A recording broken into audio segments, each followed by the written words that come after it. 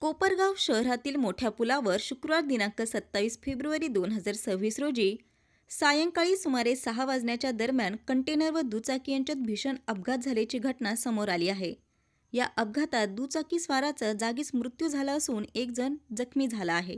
मिळालेल्या प्राथमिक माहितीनुसार दुचाकी क्रमांक MH17 AP 5006 वरून 2 जण प्रवास करत असताना मागून येणाऱ्या मालवाहू ट्रक क्रमांक HR 37E 3526 याने दुचाकीला जोरदार धडक दिली.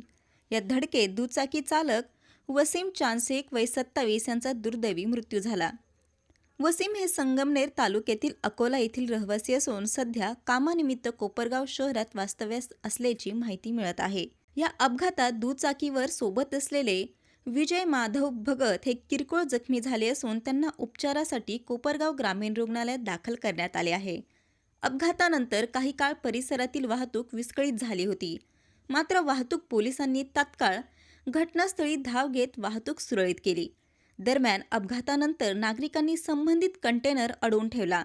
ट्रक चालक घटनास्थळावरून फरार झाल्याची माहिती समोर येत असून पोलिसांनी सदरचा ट्रक ताब्यात घेऊन पोलीस ठाण्यात आणला आहे.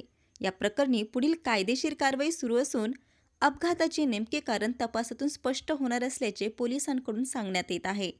संवाद महाराष्ट्रासाठी रवी वाघडकर, कोपरगाव.